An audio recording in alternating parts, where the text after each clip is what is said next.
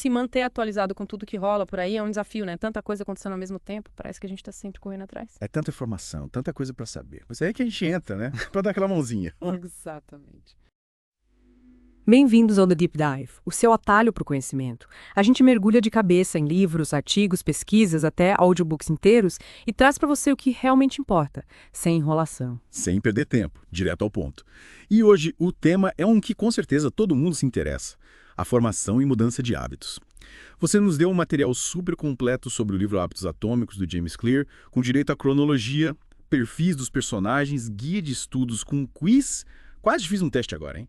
E ainda teve um resumo completão do audiobook. Segura a ansiedade, que o quiz fica para a próxima. Brincadeira.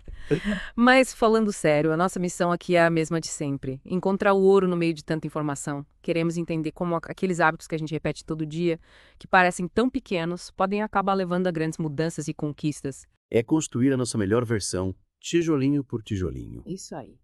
E claro, para te inspirar ainda mais, vamos desvendar um acontecimento marcante na vida do James Clear, uma história que deu origem a muitas das ideias do livro. E aí, vamos começar a nossa imersão. Bora lá. E essa história do James Clear, como você mencionou, é de arrepiar. Durante um treino de beisebol no ensino médio, ele levou uma pancada fortíssima no rosto de um taco. A cronologia detalha tudo. Nariz esmagado, várias fraturas no crânio e até as órbitas dos olhos estilhaçadas. Nossa, que situação. Lendo a cronologia, você vê que ele nem se lembra do impacto. Ele conta que viu um monte de gente correndo na direção dele, o susto ao ver o sangue nas roupas e um colega de time tentando estancar o sangramento com a camisa. Mesmo em choque, ele não tinha ideia da gravidade do que tinha acontecido. Pois é, a desorientação depois do acidente foi muito séria. No consultório médico ele errou o ano, dizendo que era 1998, quando na verdade era 2002. E achava que o Bill Clinton ainda era presidente, sendo que já era o George W. Bush. Dá pra imaginar o tamanho do trauma, né? Totalmente. E a cronologia descreve a ida dele de ambulância, como induzido para diminuir o inchaço no cérebro e toda a dificuldade da recuperação. Imaginar que ele teve que reaprender coisas básicas, como andar em linha reta, a fisioterapia, a volta para a escola com notas mais baixas, a insegurança. Ele teve que se reconstruir do zero. É de partir o coração, mas ao mesmo tempo é inspirador. E é nesse ponto que a história dele se conecta com a ideia de formação de hábitos. É verdade. A cronologia mostra como ele começou a se apegar a pequenas coisas, como manter o quarto arrumado e cumprir pequenos compromissos.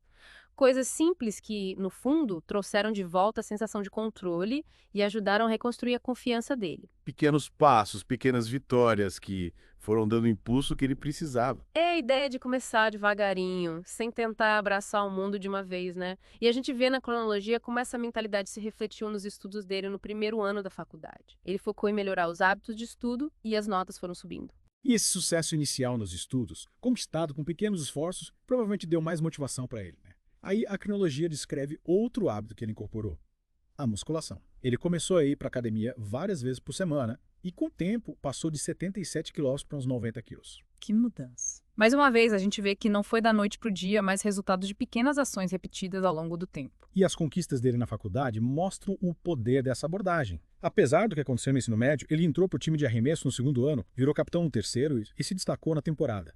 Mas é no último ano que os hábitos dele realmente brilham.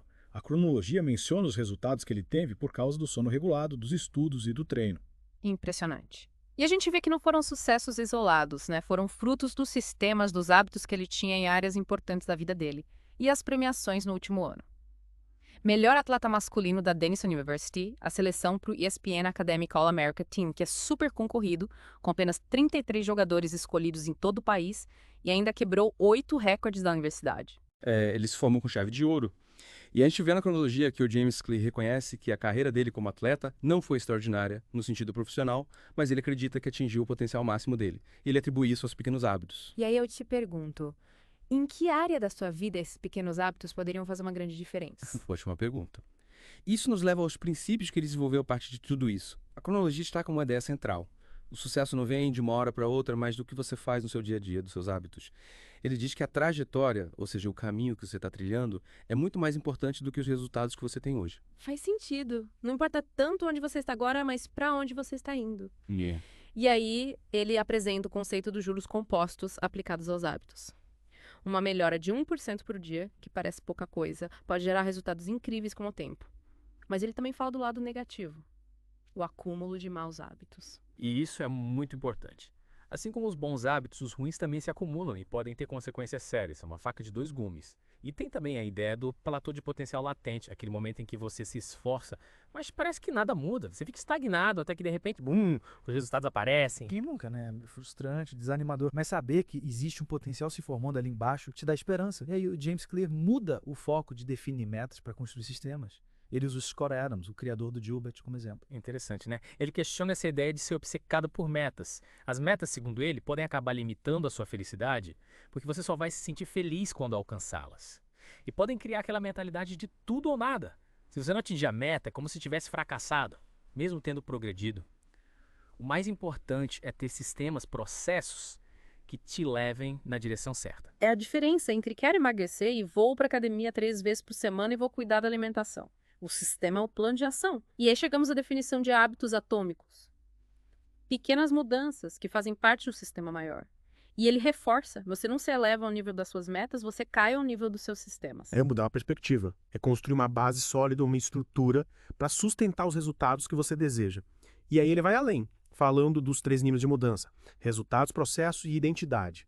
Ele defende que para mudar um hábito de verdade, você precisa mudar a sua identidade, a sua crença sobre quem você é. Aí fica interessante porque não é só o que você faz, mas quem você acredita que é.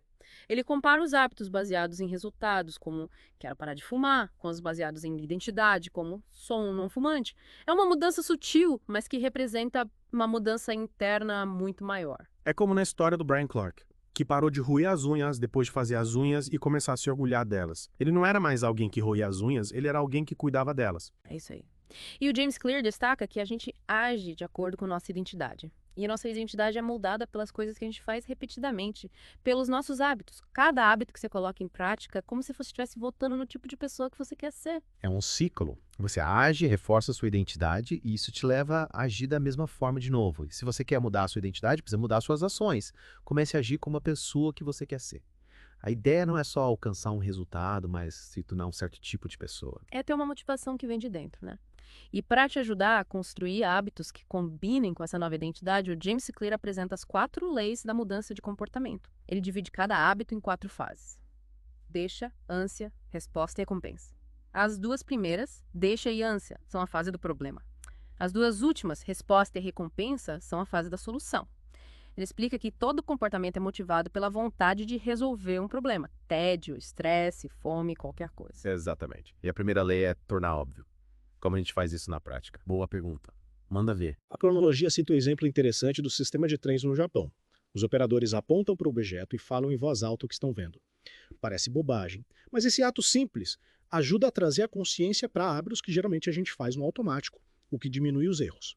E para aplicar isso nos nossos hábitos, o James Clear sugere o quadro de pontuação de hábitos. É um exercício simples. Você lista todos os seus hábitos e classifica como bom, ruim ou neutro. O objetivo é ter consciência, sem julgamento. É como fazer um raio-x dos seus hábitos, né? Ver o que realmente está acontecendo no seu dia a dia. E aí ele fala da influência do ambiente. A cronologia menciona um estudo no refeitório de hospital. Eles mudaram a organização das comidas e isso influenciou as escolhas das pessoas. A gente tende a escolher o que está mais fácil, mais óbvio. É verdade. Nosso ambiente está sempre nos influenciando, mesmo sem a gente perceber.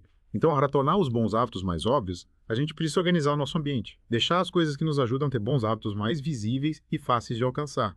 E tem outra estratégia, a intenção de implementação. É basicamente criar um plano detalhado de quando e onde você vai colocar um hábito em prática. A cronologia dá um exemplo de um estudo sobre exercícios físicos que comprova a eficácia dessa técnica. É transformar uma ideia vaga num plano concreto. Em vez de quero me exercitar mais, você define quando eu terminar de trabalhar, às 17 horas eu vou caminhar por 30 minutos no parque. Esse é específico. E tem um empilhamento de hábitos também, né? Sim. O implemento de hábitos é juntar um novo hábito com um que você já tem. Usando a fórmula, depois de hábito atual, eu vou novo hábito. A cronologia dá vários exemplos. O segredo é escolher um hábito que você faça com frequência, no momento certo, no lugar certo. E o James Clear diz que funciona melhor quando a deixa é bem específica e fácil de seguir. Em vez de depois do jantar, vou fazer algo saudável, você pode dizer depois de tirar a mesa do jantar, vou fazer reflexões. Quanto mais específico, melhor. Sensacional. Essa foi a primeira lei. Tornar óbvio. Vimos a história inspiradora do James Clear, os princípios dos hábitos atômicos, a importância da identidade e as estratégias para tornar os bons hábitos mais óbvios. Para a gente fechar o nosso mergulho de hoje, vamos recapitular o que aprendemos. Os pequenos hábitos, quando praticados com consistência, podem gerar grandes resultados. É importante focar nos sistemas que te levam aos seus objetivos, e não apenas nas metas em si. E a mudança de identidade é fundamental para ter hábitos duradouros. A primeira lei, tornar óbvio, nos deu dicas práticas para começar. Prestar atenção nos nossos hábitos, organizar o ambiente, usar a intenção de implementação e ampliamento de hábitos.